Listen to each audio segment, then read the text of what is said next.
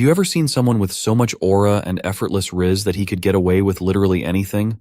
That's basically our handsome MC, Lewis. His life was joyful and full of adventure until one day when he got sick and died.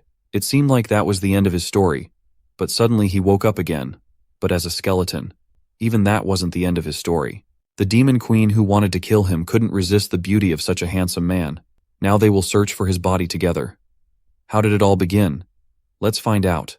Long ago, when humanity was pushed to the brink of extinction at the hands of monsters, a mage appeared to gloriously save everyone from annihilation.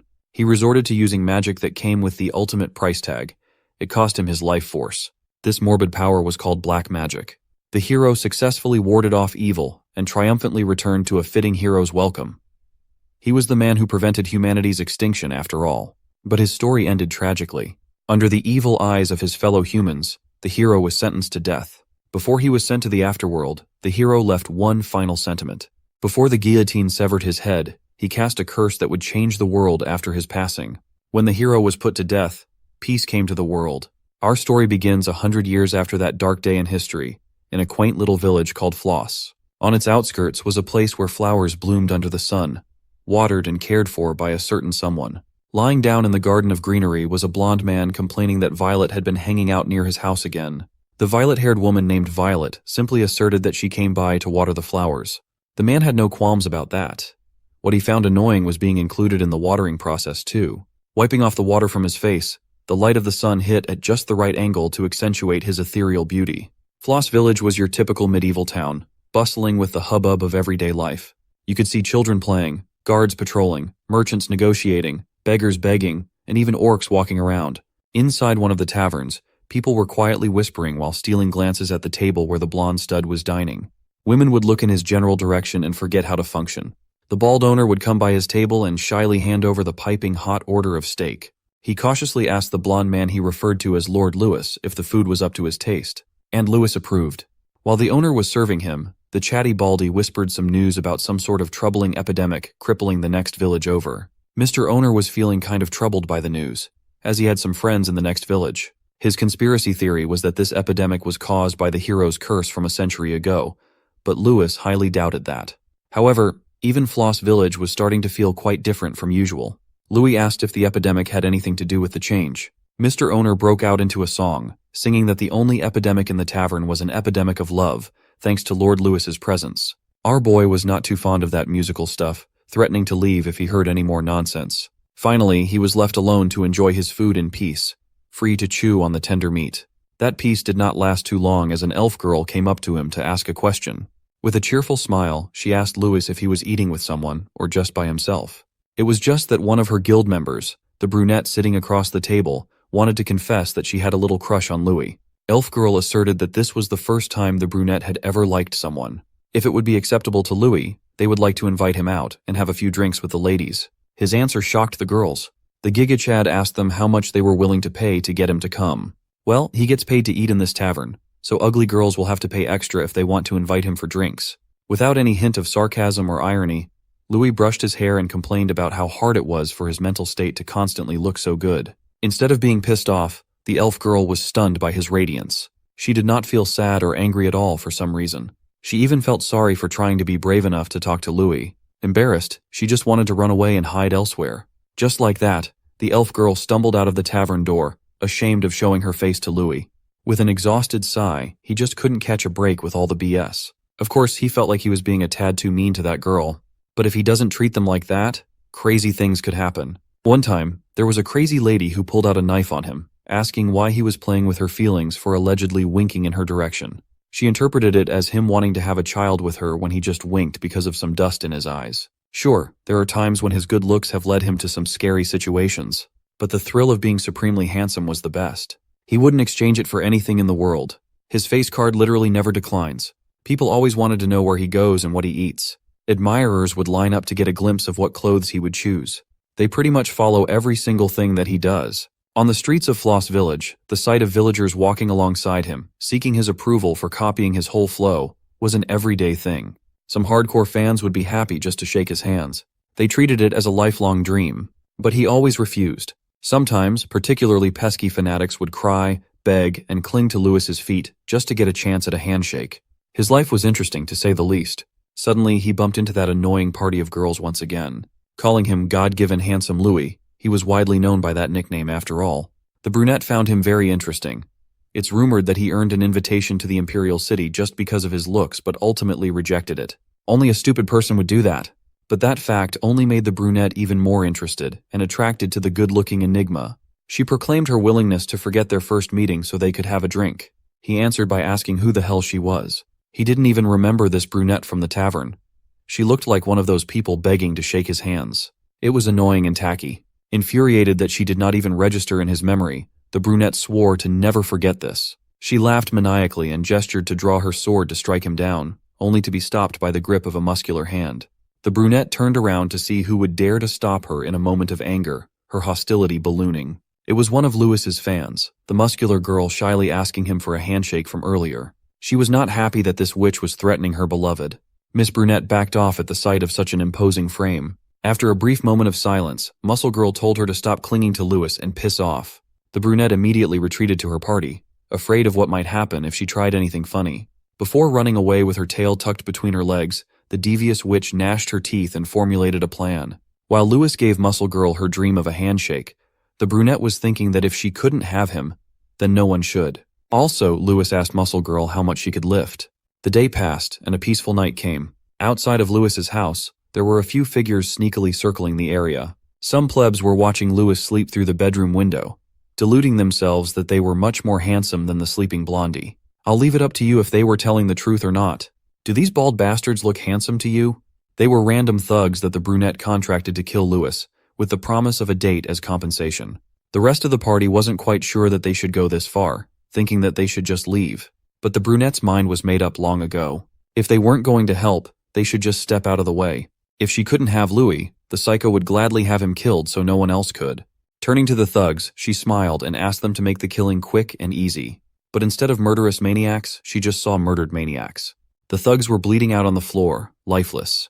Then came a succession of thuds from behind.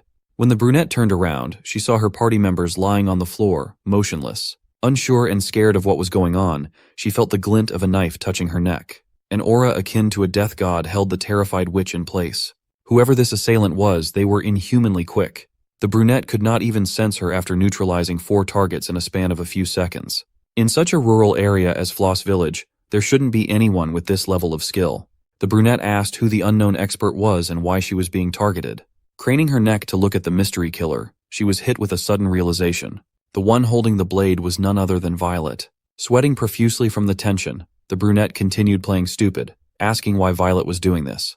Done with her BS, Violet grabbed the witch by the hair and tugged down. Violet was a firm believer that flowers are only meant to be looked at and admired from afar. No one deserves to pluck a beautiful flower, let alone someone as impure as the pesky witch. Violet's advice for her next life was to just look at the flowers, never entertaining the thought of plucking them.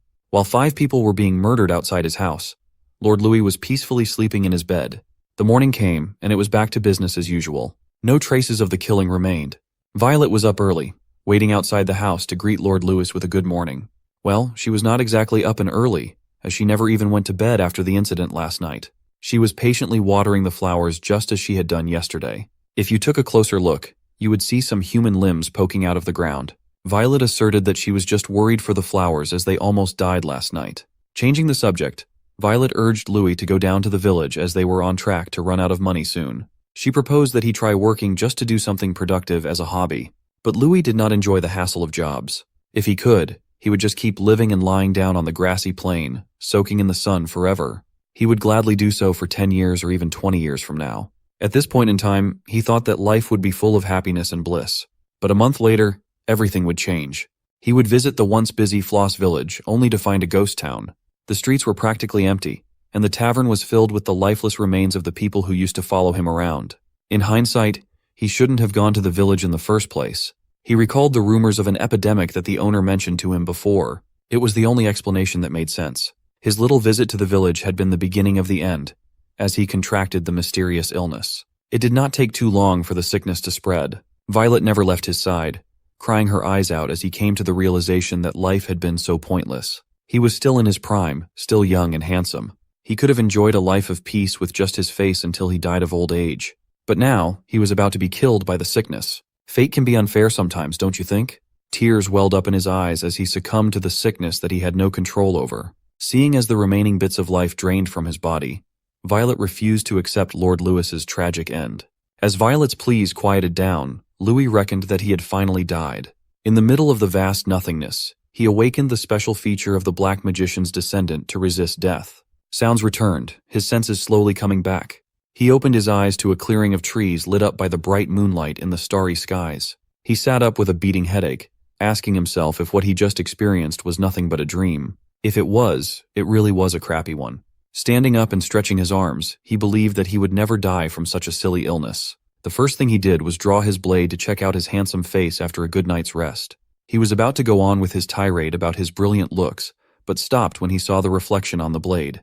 An image of a skeleton was reflected in his eyes, a face that he could not recognize. Realizing what was happening, Louis fell to his knees, his thoughts racing 1,000,000 miles a minute. The peerless, handsome lord had become a skeleton soldier with measly stats and the title of a bastard. A few years ago, a whopping 486 A-rank knights were dispatched to participate in a raid to conquer a single dungeon. Despite the record-breaking quantity and quality of the army, it still resulted in total annihilation. The boss in charge of the dungeon was one that even S-rank knights would struggle against. It was the Shadow Lord known as the Black Dragon Aatrox, a force of nature stronger than anything that humanity had ever encountered. At least, that was what the following army heard, but the scene in front of them was far from the depictions of death and destruction. A blond man approached the beast and made it swoon like a schoolgirl. This was Lord Lewis's power when he actively flirted with any creature. The terrifying beast was practically blushing and fuming with love at the sight of his handsome face. Who would have thought that the dragon who killed hundreds of powerful knights would roll on its back, seemingly asking to be petted? The leader of the party did not regret spending an astronomical sum to recruit Lewis. His presence alone was worth every penny. He had seen Lewis's potential before, and thought that it would not work against the Black Dragon. But it did. Some veterans had undergone bizarre raids and campaigns for decades, and they had never seen anything like what Lewis was doing. There was no magic involved, as even the highest level magic could not scratch the scales of the Black Dragon. What Louis had was something nobler and more powerful than magic. His unique weapon was his overwhelming beauty, aura, and riz. They had arranged to send some of the greatest fighters in the world, and they were upstaged by a pretty boy. Saying that Lewis was good-looking was a gross understatement. With his face as his weapon, he was paid at the rate of an outstanding S-rank mercenary for situations like this. As the dragon licked his face, he chuckled at the wealth and honor he was effortlessly accumulating. If he had those looks, nothing else mattered. But now, his only redeeming quality had been taken away. His flesh and beautiful skin had literally rotted away into a skeleton. While he was lamenting his situation, some territorial goblins confronted him for messing around in their turf. The first ugly thing he saw upon waking up was calling him absolutely disgusting. It even spat on his skull for additional disrespect. Realizing that he was in trouble, Lewis ran while still refusing to accept his situation, convincing himself that this was a dream. Moreover, goblins should not even be in the woods. They are a species known for staying inside dungeons. He stopped in his tracks, proclaiming that the great Louis was not the type to run away from trash mobs. The Louis he was would never crumble over something like this. So he turned around with his dagger in hand, determined to survive the goblins somehow. Sure, he was terrible at fighting, but fighting a goblin or two should be easy, right? He was not right. The goblins caught up and immediately bashed his skull with their crude weapons, cracking his head. They proceeded to gang up on him, kicking and bashing his skeletal body. This is what happens when you try to be brave when you have never been in a fight before. The great Louis was now being treated like a punching bag by a bunch of goblins. He recalled the last time he encountered goblins. A whole army stood before him as he smiled and commanded a party of high-ranking adventurers to wipe out the entire lair. That was how he rolled back then. How the mighty have fallen. Now, he looked utterly disgusting and in pain from all the beatings. This would have continued had there not been a surprise arrow burying itself inside one of the goblins' heads. A human wearing heavy armor followed suit, catching the remaining goblins off guard. With a single swing of his blade, goblin blood painted the ground. Louis just lay there, confused as to what was happening. An adventurer party came in clutch, thinking they were saving another human, only to see a skeleton. They thought the goblin bastards had devoured all the flesh of the poor guy. Their priest dedicated a prayer for the cruelty of the world they live in. Meanwhile, Louis was just struggling to get up because his joints hurt. Just as they were about to pay their respects to the dead, Louis got up and thanked them for the save. He even invited them for a meal together as payment for saving his life. Instead of the usual praise he used to get, he got his head chopped off instead. Afterward, the party retreated. They had never heard of a talking skeleton. so they thought Louis was a demon that the nearby villagers must be wary of. Even being beheaded was not enough to extinguish his life. Perhaps the next best move would be to go back home first. After a long journey, Louis managed to find his way back to the outskirts of Floss Village, his home. It used to be, at least. Right now, the village had been turned into ruins. Maybe the epidemic had something to do with the village's destruction, and he was not dreaming after all. Walking to the garden on the village outskirts, all of the beautiful flowers had long since withered. Violet's house still looked intact, albeit a little neglected. Curious, he slowly pushed the door open to take a look inside. It was unlocked, and the smell of alcohol was present inside. Maybe someone else had moved in. As far as he could recall, Violet couldn't handle her liquor, and she didn't drink. Whoever was staying inside the house found a skeletal intruder and mounted a sneak attack, blade in hand. It was none other than Violet. If Louis still had flesh, his arm would have been stabbed and torn. Based on the smell and the blush on her face, she looked pretty drunk. She looked like a complete wreck, but she could still kick ass when completely wasted. One kick was all it took to send the skeleton flying into the walls. Her blade managed to tear off the arm that was still freakishly moving. She was only behaving like this because she did not recognize him. The Violet he knew was never this fierce, so maybe something happened while he was gone. While the murderous woman marched to finish him off, Louis tried to talk her down. She did not listen and vanished on the spot. When she reappeared, Violet's blade was placed against Louis's neck, asking him to identify himself. A monster cannot act like a human. That was common sense. So why in the world was this skeleton capable of conversing clearly? As soon as the skeleton introduced himself as Louis, something inside Violet snapped. He continued to assert that he did not know what happened either. But upon waking up, he had turned into this ugly monster.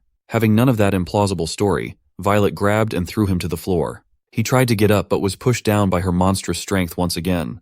With pure rage and murder in her eyes, she aimed her blade at the skeleton's skull. She would never forgive a monster that would dare to imitate her beloved. She intended to turn this skeleton into powder. Louis panicked and doubled down, insisting that he really was Louis.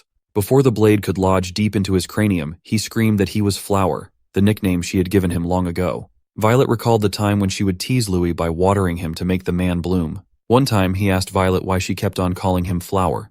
Her reasoning was simple and pure. In her eyes, Louis was the most beautiful flower in the land. From then on, Louis had never opposed the nickname. He even grew to like it eventually. Instead of the blade, Violet's tears started coming down. She lost her grip and the knife dropped. The murderous woman was gone. There was only the lonely Violet being given hope that her beloved was still alive. The sun had risen, and she hugged Louis's skeleton body, missing him dearly. She explained that it had been a year since Louis supposedly passed, and a lot had happened since then. He was not expecting to hear that he had been absent for an entire year. They were talking with their backs against one another as Violet was still getting used to seeing the most handsome man in the world in such a dreadful form. While Louis was crying because his ego was bruised, Violet continued her story about how a demon appeared. Shocked by the revelation, Louis turned around, and she avoided looking at his bony face. She continued that a war broke out as soon as the demons attacked. Some kingdoms have already fallen. But Violet could not leave the outskirts of Floss Village as this place was filled with memories of her beloved. And now, he just appeared out of nowhere, looking like a skeleton demon. His tone turned grave as he asked Violet if there was still a chance for him to go back to his old self. Turning around and smiling in return, Violet assured him that everything would be fine, as she knew a method to return him to his original appearance. The duo immediately set off on an adventure, with Louis resolved to do whatever it took to return to his previous self.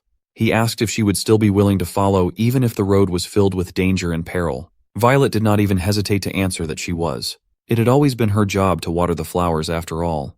And so, Louis and Violet set out to find and get his beauty. Here is the text with corrections made according to your instructions. The solution that Violet put forth was the potion of regeneration, known for regenerating flesh instantly. Its recipe included the legs of a red spider, the tail of a blue lizard, and the blood of a green deer, all of which were easily obtainable. As for the last and most tricky ingredient, they would have to do some heavy hunting. The duo would need to defeat and loot the master of the lake, the monstrous Leviathan. Louis bravely stood at the shore with his dagger drawn, taunting the beast. He called the legendary beast an ugly fish bastard, and the provocation worked. Not in the way he expected, though. Leviathan just looked at him like he was insane. While Louis danced and taunted, Leviathan was certain this fool could be crushed with minimal effort. When the skeleton mockingly smiled and asked if the master of the lake was scared, Leviathan finally snapped. The beast opened its maw and charged at the swiftly retreating Louis. His job was pretty much done at this point. While luring Leviathan deeper onto land, he screamed for Violet to do her part. She finally showed up, jumping out of her hiding spot with dual blades equipped. Violet looked calm and focused to a terrifying degree. She looked like she could cut and kill anything. Realizing that he had foolishly overextended, Leviathan immediately knew he had messed up. He refused to believe he had been tricked by that dumbass skeleton. Whether he liked it or not, Violet's blade was not messing around.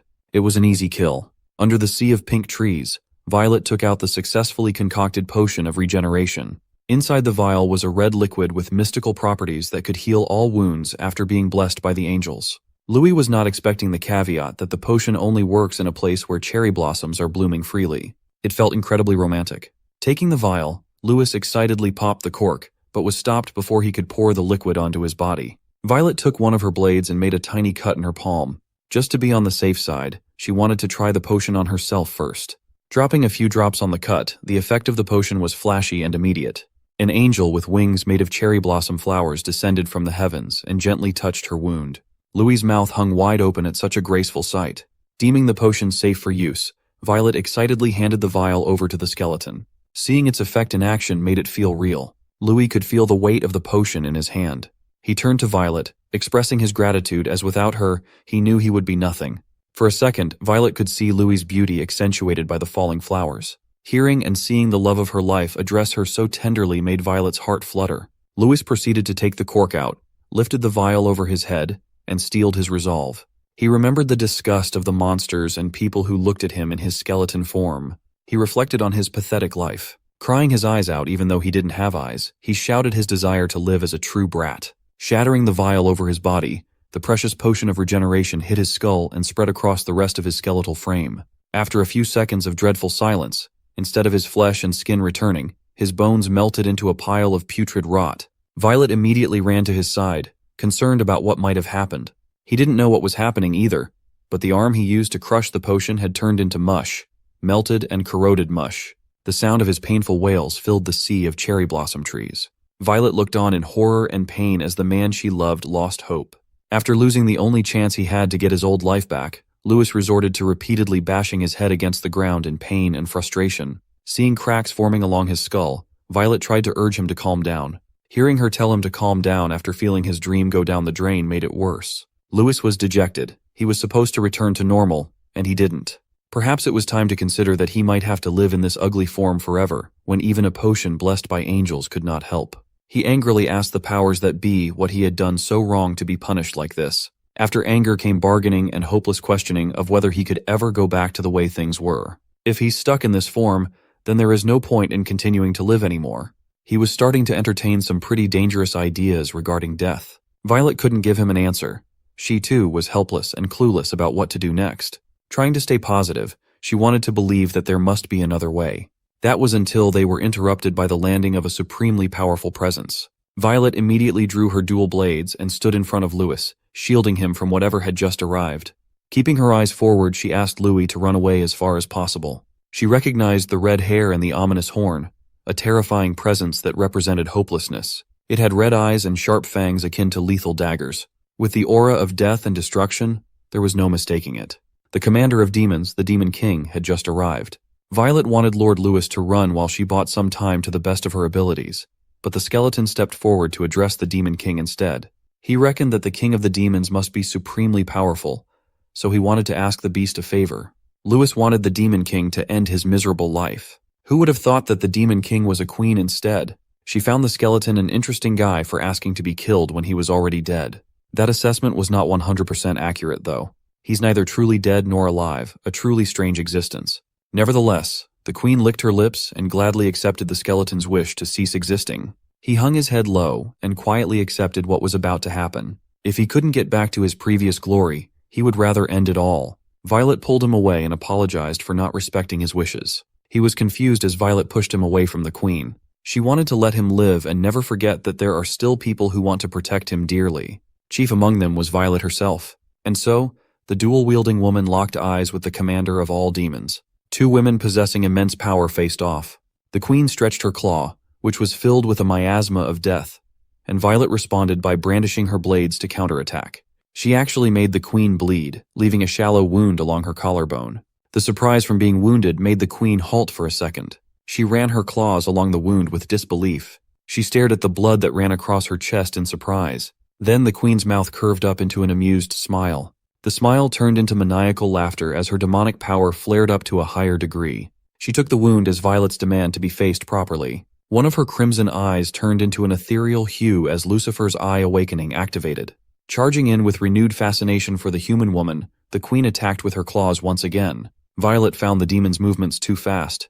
She would have to devote all her attention to defending herself first. Even with her full attention on defense, the speed of the attack was still too quick to react to. One of her blades was cut in half, and a deep wound appeared across her chest. The demon queen's Lucifer eyes can see through the essence of the world. Blocking against such an overpowered vision was utterly useless. She fired off the miasma of death, spreading it all over the sea of cherry blossom trees. Blood flew everywhere, but it was not Violet's. The demon queen was wounded once more with a shallow cut to the cheek. The longer they fought, the more interested she became. Her unexpected attack was supposed to be undefendable, but not only did Violet dodge it with her raw instinct, but she even managed to sneak in a counterattack in a split second. It made the queen like Violet more and more, to the point of extending an invitation to become a subordinate.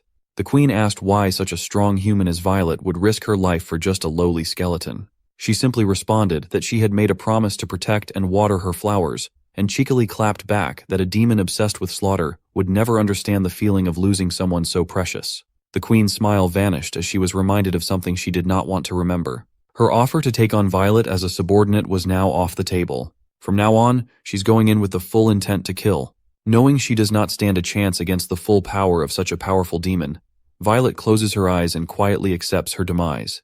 But when she heard Louis's voice opposing the queen, she opened her eyes again. The lowly skeleton with meager stats stood in front of her, shielding her body with his own, and bravely raising his dagger against the queen of all demons. Instead of running away for dear life, Louis came back. He didn't know why he did so either, but he had nothing left to lose. Staring at the skeleton, the demon queen was blinded by a radiant light. She tried her best to get a glimpse of the source of the light and was shocked to see who was in front of her. For some reason, she could see something else through the lens of Lucifer's eyes. While Violet and Louis bickered, the demon queen could see the true essence of the clumsy skeleton soldier. While Violet and Louis bickered, the demon queen could see the true essence of the clumsy skeleton soldier, the face of the most beautiful man in the world. A few years back, in the ominous Demon King's castle, a structure suspended by the chains of hell on top of an upside-down mountain, the demons were once plunged into chaos when orders came down from the top that they were seeking peace with humans. A demon elder who looked like a duck asked the guardians of the castle what the commotion was all about. With their worldview as demons, a demon king should be a presence that terrorizes and slaughters humans. The duck elder explained that their demon king had lost her heart to a human when a demon falling for a human was unheard of. The cause of the sudden change in the demon king's heart was clear for all to see in the countless portraits placed all over the castle. Everything was connected to the man named Louis. Some thought it must be caused by some kind of magic, but the wise duck elder was certain it was not. In his hometown, they used to have a term for the demon king's odd behavior. It was referred to as fandom. The demon king had been smitten by the radiant beauty of the man named Louis to the point of obsession. Back to the present, the queen had dropped every bit of hostility she had emitted moments ago. She ran right into the skeleton's body, not to attack but to put him in a tight embrace of love. The queen's tears flowed as freely as a waterfall as she professed just how much she missed her Lord Louis. Even the skeleton man was confused by this turn of events. Here's the corrected text. You see, for hundreds of years, there have only been 10 demon kings until now. It just happened that the most powerful among them was the current one. She was also referred to as the Black Dragon, Atrox, the same beast that Louis had tamed and flirted with back in the day. The demons have agreed that as long as Atrox the Black Dragon existed, it would only be a matter of time before humanity crumbles and demons rise to the top. But right now, that all-powerful being was crying her eyes out with joy after seeing her beloved human once more. Louis had to recount his experience since turning into his current form. Atrox did not stop crying for a second. She felt terrible that Louis had gone through such a hard time. Then she asked how he ended up in such a useless and absolutely unappealing body of a skeleton in the first place. He appreciated the concern, but the brutally honest roast still hurt. Atrox then told him not to worry about the search for a way to get his body back. She would gladly accompany him to help get that handsomeness back. Violet immediately opposed that idea as they could not trust a demon, but Louis would take any help he could get at this point. He wanted to know if the queen was serious first. Atrox swore that she was. She wanted to stand by his side as there were all kinds of dangers lurking around the human world. Also, she finds Violet too weak to protect him throughout the journey. Violet did not take that diss well at all. She was supposed to be the one who protects the flower, and Louis protects her life. Hearing such a ridiculous proclamation made Atrox gnash her teeth in anger. She asked why Violet had let Louis die such a miserable death in the first place. Unable to dispute the weight of the question, Violet could not say anything back. Atrox turned to Lord Louis and recognized the fact that it was hard for him to trust a demon like her. She brushed her hair behind her pointy ears and blushed as she put forth an idea to resolve the problem of trust. Louis could just sign a contract with her and become her master. He was confused about what this contract thing was about. Violet did not like the sound of Atrox referring to her flower as master. After a few minutes, an intense explosion of demonic energy disturbed the peaceful woods. Agreeing to a demon pact, Atrox would now accompany and assist Louis in restoring his past appearance. The penalty for a breach of contract would be soul annihilation. With the pact finalized, Atrox swore to do her best to help him in any way possible. She properly introduced herself as the Black Dragon Atrox, and he found it way too long to say. Since referring to her full name was quite tricky, he proposed changing the Demon Queen's name altogether. She was a demon but also a kind dragon ready to help. Louis racked his brain for a new fitting name. He eventually landed on calling her Dragony. That was the extent of his creativity and naming sense. You see, dragons have a family heirloom passed down through generations. There was a golden dragon, a female dragon, and a fire dragon. These names indicated their family line. The queen who inherited the name of the Black Dragon grew silent. Based on the smile and the blush on her cheek, it was obvious that she found Dragony a cute name. She did not care about her family heirloom. She preferred the name given by Louis. Jumping up and down with joy, she praised her new master. Now that everything had been settled, it was time to think of what they should do next. Feeling left out, Violet quietly pouted on the side. The three quickly formulated a plan to traverse the nearby desert lands. Their journey on foot was long and miserable, but they got close to the nearest city. Even though he had turned into a skeleton, the heat of the desert was still unbearable. The dryness felt like death itself. Violet came to his side to make sure that he was all right. He really was struggling. Just like him, Dragony was also struggling with the harsh weather of the desert. While sweat ran down all over her body in this hellish place, Violet was still feeling wary of the demon. She was supposed to be an entity that killed humans for fun, after all. Wandering around dangerous areas with a scheming demon made her feel uneasy. Louis flicked Violet on the forehead in response to her doubts. At this point, Louis did not care whether he was enlisting the help of a human or a demon. As long as they wanted to help him find his body, he was fine with it. Since assuming his current ugly form, every day had been hell. He understood that Violet was just worried about him, but worrying too much would not get them anywhere. Violet was there to help, and so was Dragony. Worrying about it too much would be useless. Violet was also starting to realize that her incessant complaints about the queen were shameless when all Louis needed right now was support. If she could not believe in this dumbass skeleton man, then who would? Violet steeled her resolve to just do her best. Recalling the scalding question of why she had let Louis die in the first place, Violet steeled her resolve to do her best to protect her flower this time around. She would be by his side to be his sword and shield. It took a few more hours of walking through the unbearable heat to reach their destination. The sun had set by the time they arrived at the place called Arcanus. It was a sprawling city carved inside a rocky mountain. The place was filled with a unique flavor of local architecture. Walking around the city, the trio stayed close together. The vibes were definitely off right from the get-go. Arcanus did not seem like a tourist-friendly place at all. Louis did not give a damn, though. He was locked in to find his body. Violet reminded him not to stray too far, as Arcanus was a dangerous city. Dragony butted in to talk trash about Violet for being an inadequate helper. She clung to Louis and promised to be the one to protect him at all times. They had come here to obtain some clues regarding methods of getting Louis's body back, and Violet happened to be very good at that. Louis asked Violet about their plans now that they had ventured so far, and she was delighted by the attention, unlike Dragony, who was just tagging along for so-called protection. Feeling that she had just one-upped the Demon Queen, Violet flashed a mocking smile at Dragony. The Demon Queen was growing to hate Violet more and more. She asked if the human woman was trying to mock her, and Violet responded by teasing her even more. After walking around the city, the group settled in at an inn to spend the night and get some rest. It had gotten so late, and Louis just wanted to get a good night's rest. The problem was they only managed to secure 2 rooms. He went straight for one of the rooms, and Dragony enthusiastically followed suit while Violet was left out. Before turning in for the night, Louis asked the Demon Queen why she was following him. Using her cutest puppy dragon eyes, Dragony requested to share the room with Louis. Violet immediately objected to the idea, saying that the demon was pressuring him. Instead of Dragony, Violet claimed that she would be a more fitting companion.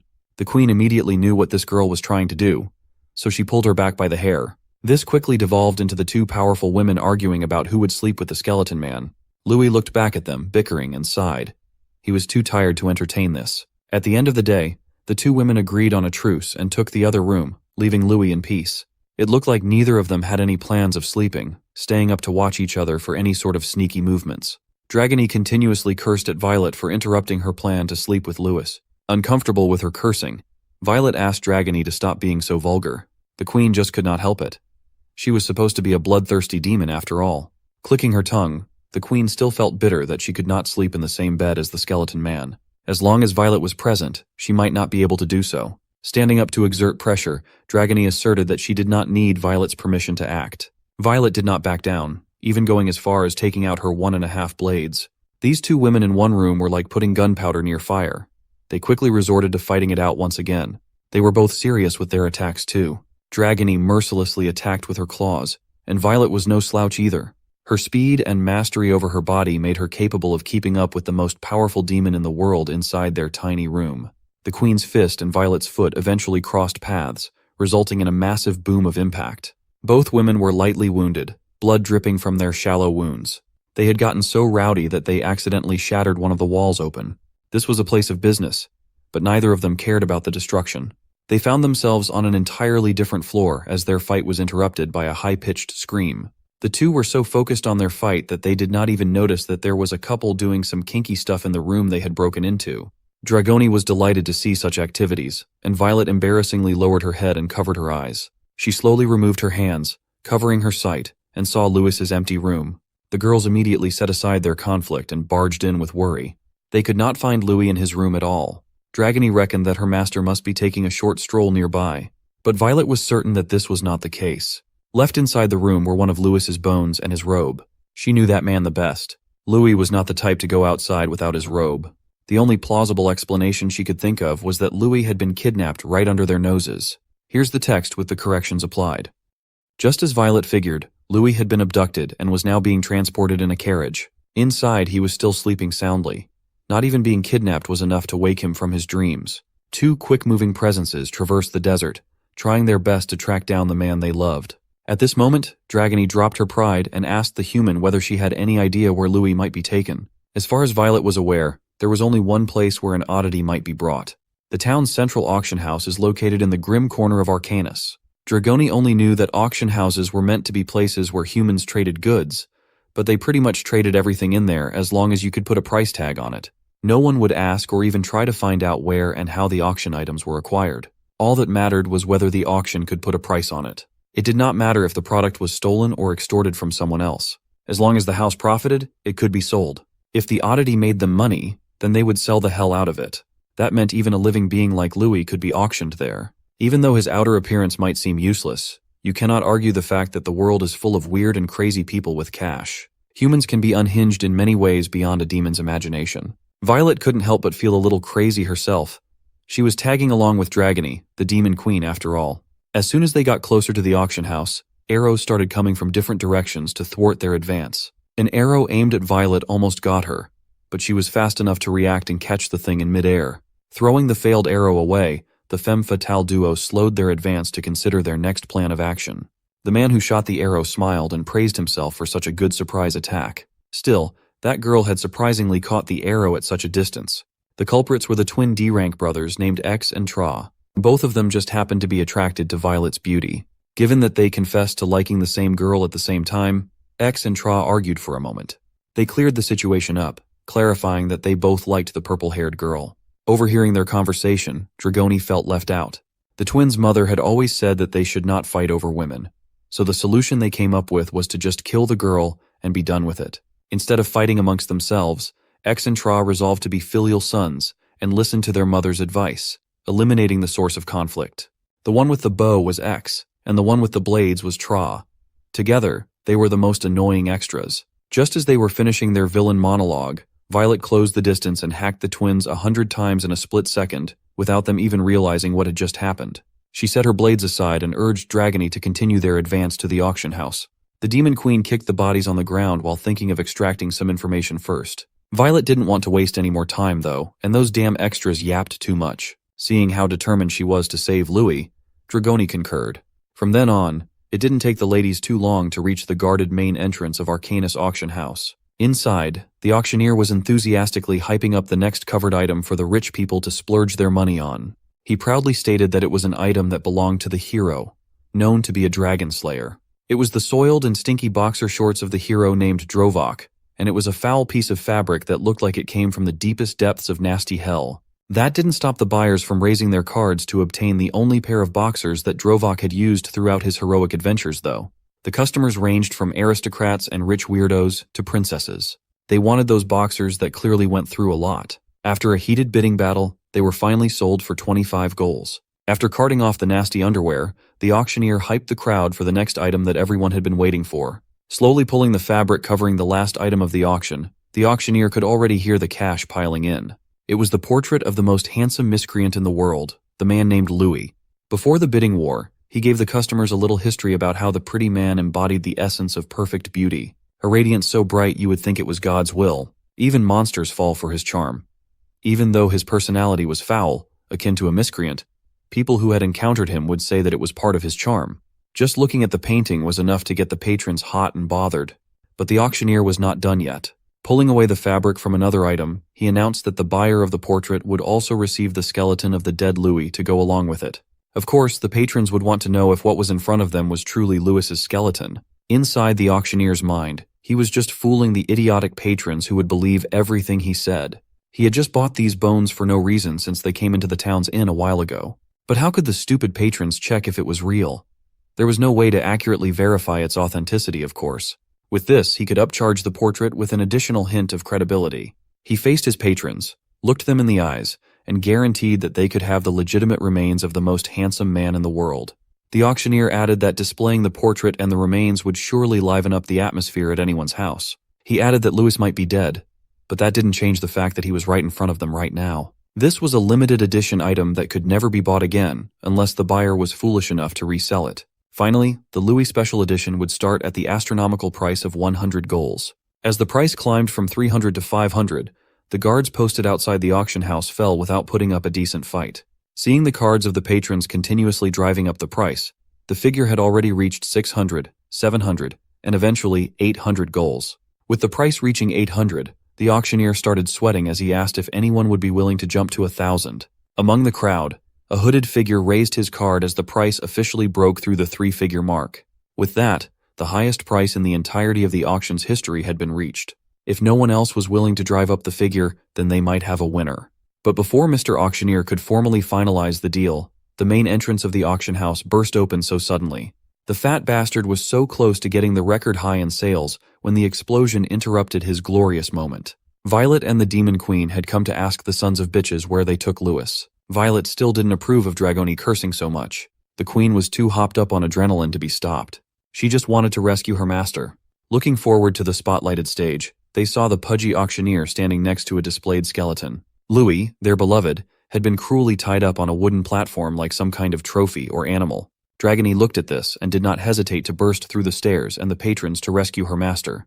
Her unbelievably swift dash was cut off by a heavily armored knight brandishing his spear to stop her advance.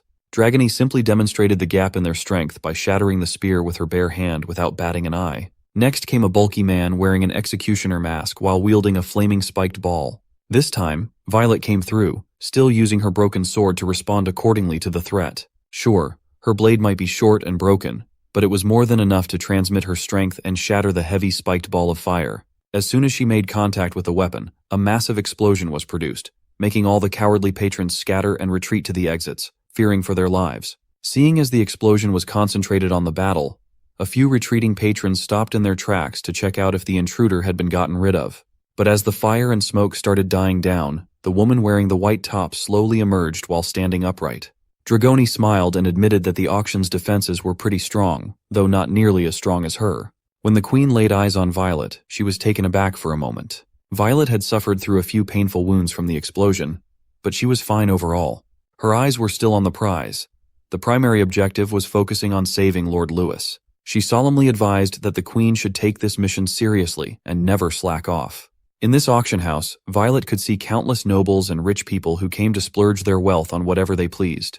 With the presence of VIPs, it was only common sense that many strong warriors were working to protect them as well.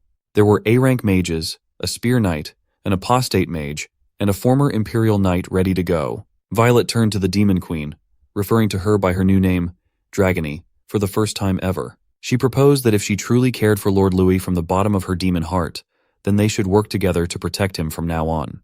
Dragony refused to do as Violet suggested. Instead of the queen helping Violet, she wanted Violet to help her instead. Even at this moment, the queen couldn't help being petty.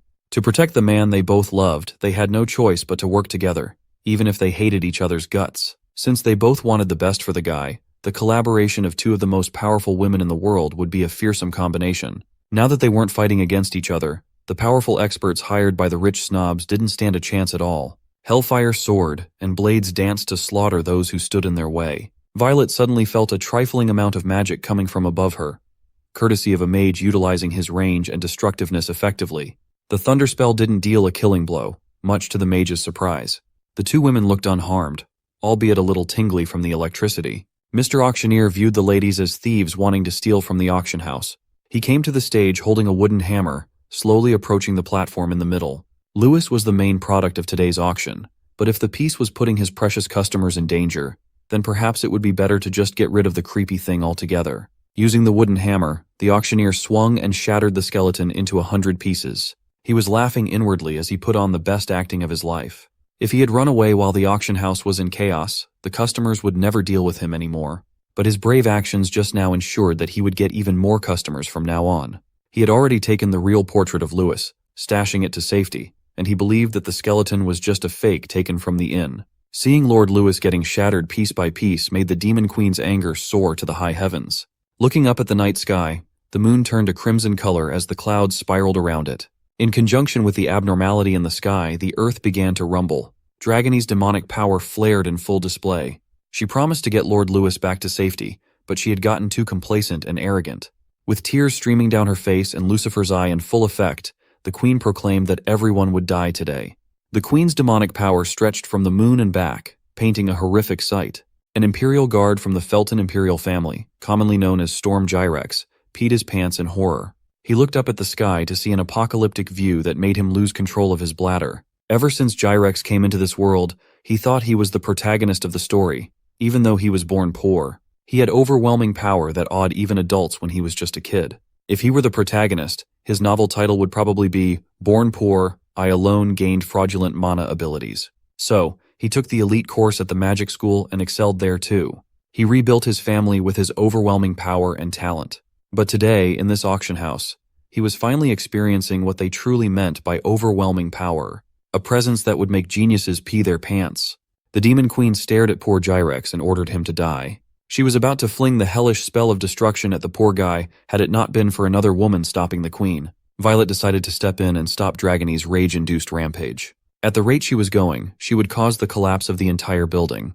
Infuriated, she asked Violet if she was okay with these people killing Lord Louis mercilessly. Violet remained calm because she knew that Louis was not dead. It would take more than a wooden hammer to kill an immortal after all. If you looked closely at his bones, they were glowing with vigorous light. The ability he acquired after becoming a skeleton was Ultra Regeneration, a complete regeneration ability on a different level from your run-of-the-mill healing magic. Realizing that she was acting out of anger far too quickly, Dragony dispelled the annihilation skill she was cooking up. If her master was alive, then there was no need to overreact. But she would not let the crooked fat bastard get away with his sins. As long as she did not collapse the building, letting the auctioneer have it should not be a problem. Violet concurred. She had always been a big proponent of punishing people who tried to pluck the flower. Using her dual blades, Violet juggled the auctioneer in the air while bleeding him out with 1,000 cuts. She even took out multiple knights in the process. The bearded Thunder Mage was still hanging around in the background, trying to get some free hits in the chaos. Violet had stopped speaking, solely focusing on maximizing pain and destruction for her enemies. She was seriously angry. She could picture Louis asking her to save him, and the feeling of guilt for not living up to his trust was fueling her rage. Adding to that the despair of not being able to protect the flower the first time around, her heart and mind were in turmoil. The only way she could vent her anger was through the slaughter of the bastards who dared to stop her from saving Louis. She gave herself until Louis could finally regenerate to go crazy. And go crazy she did. Her eyes were filled with malice and even joy at the sight of the blood she spilled. Dragony watched Violet from the side, speechless at her ferocity and cruelty. She found Violet's movements strange. She knew that this lady was clearly human, but she emitted a more sinister aura than that of a demon as she slashed through flesh with her broken blades. Touching the wound on her chest, the queen had a feeling that Violet was not showing her full abilities in their previous fight. She must admit that the thought of that was frightening. If she fought the current Violet, she couldn't guarantee victory, no matter how strong she was. Dragony caught herself feeling fear for a human. She was once the most powerful demon king in history. Behind her were some pesky experts planning a sneak attack. She reminded herself that she was still the black dragon Atrox, a being who stood at the peak of the demon world as the three sneaky experts mounted their three-pronged attack. Unleashing her demonic aura, she refused to lose against Violet's display of vengeance. Even though her horn and strength had not fully regenerated yet, she wanted Violet to see that her titles were no joke. She swore to save her master first, and she would do just that. With an insane smile on her face, she yelled at the ugly bastards to give her master back. Noticing the increase in her power, Violet could not help but spare a glance. She noticed one crazy thing that Dragony had been doing back in their battle, and even now, except for what she deems fatal wounds, the queen does not dodge any attacks at all. That demon fights as if she is not afraid of death at all. Violet swore that she would risk her life for Lord Louis. But seeing how far Dragony was going for her master, Violet was starting to think that she might have less determination than the queen. The auctioneer Dapara, a dishonorably discharged imperial knight kicked out for corruption and bribery, clumsily picked up a blade and carefully snuck behind the momentarily distracted Violet. He burst into her space, intending to take her life as payment for all the chaos and damage to his auction house. His dumbass mouth could not stay shut as he charged in, giving Violet plenty of time to respond to the pathetic assassination attempt. In his perspective, he got her good. He managed to get a clean slash off to slice her supple body. He viewed her as an insignificant thing acting all cocky, but that was just his delusion speaking. He did not get her, but she got him. A single fatal slice to the neck finally ended his miserable life. Violet did not even bother turning around. Her eyes were glued on the Demon Queen's battle. Watching the demon fight gave her an unexpected enlightenment, so for that, she was thankful. She could feel the potential to get stronger for the sake of Lord Louis now.